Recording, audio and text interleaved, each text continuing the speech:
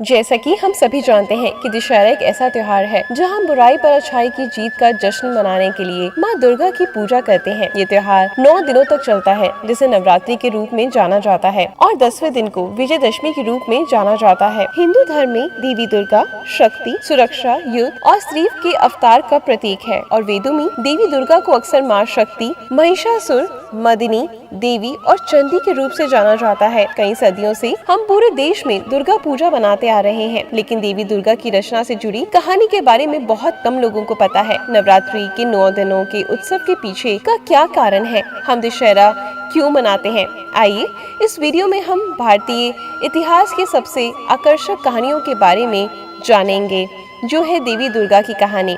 आइए शुरू करते हैं। एक बार महिषासुर नाम का एक असुर था, जिसे भैंस रूपी दानव भी कहते हैं। महिषासुर ने भगवान ब्रह्मा को प्रसन्न करने के लिए घोर तपस्या करी और अमरता और शक्ति का आशीर्वाद पाने की कामना की। भगवान ब्रह्मा जी को इस बात का थोड़ा अंदाजा तो था कि क्या मांगने वाला है।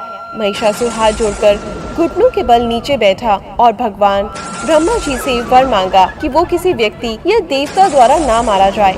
भगवान ब्रह्मा जी अपने भक्त की ओर देखते हैं और तथास्तु कहते हैं। इसके बाद अपनी अमरता के नशे में महिषासुर उसकी अवज्ञा करने वाले किसी भी व्यक्ति को मार डालता। क्या आप जानते हैं कि महिषासुर ने वरदान से प्राप्त उस असीम शक्ति का क्या किया? उसने अपने राक्षसों की सेना के साथ स्वर्ग की ओर कूच किया और इंद्रदेव के खिलाफ युद्ध छेड़ दिया। वहीं इंद्रदेव भी सफेद हाथी में बैठ करके राक्षस के खिलाफ युद्ध में उतर गए। ईश्वरीय शक्तियां होने के बावजूद इंद्रदेव और उनके देवताओं की सेना हार गई।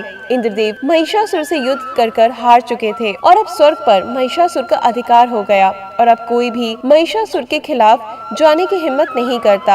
आपको क्या लगता है कि स्वर्ग के देवताओं ने इस समस्या से निपटने के लिए क्या किया होगा?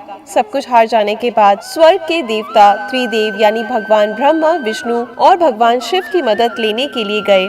महिषासुर से बदला लेने के लिए एक निर्णायक पल था।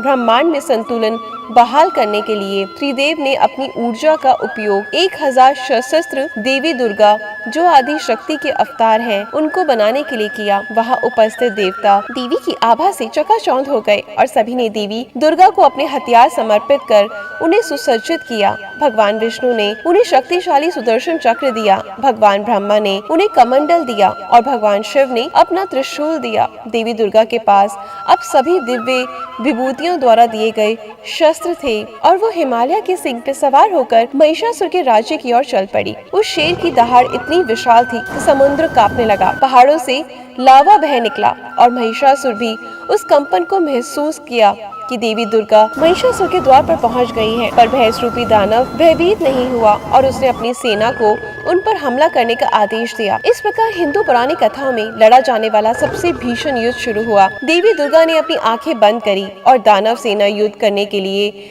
मिट्टी से अपनी एक विशाल सेना बनाई। महिषासुर देवी दुर्गा को देखकर इतना क्रोधित हुआ कि उसका स्वरूप एक जंगली भैंसे के रूप में रूपांतरित हो गया और वो देवी दुर्गा की सेना पर टूट पड़ा और उन्हें धकेलने लगा। तभी देवी दुर्गा ने उस भैंस पर एक रस्सी फेंकी, लेकिन वो उसे पकड़ नहीं पाई। उस भैंस रूपी दानव ने देवी दुर्गा को देखकर क्रोध से फुकार भरी। ये युद्ध 10 दिनों तक चलता रहा, जहाँ महिषासुर हार मानने को तैयार ही नहीं था।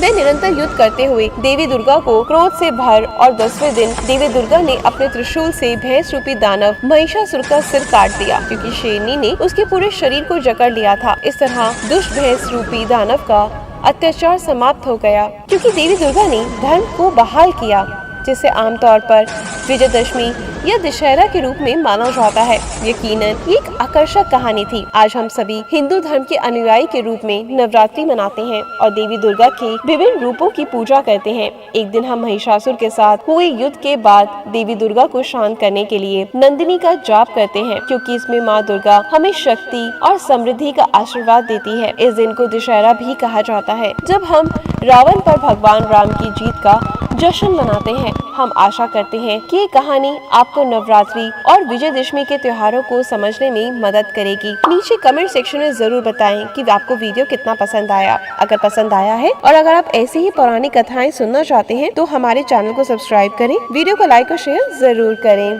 धन्यवाद।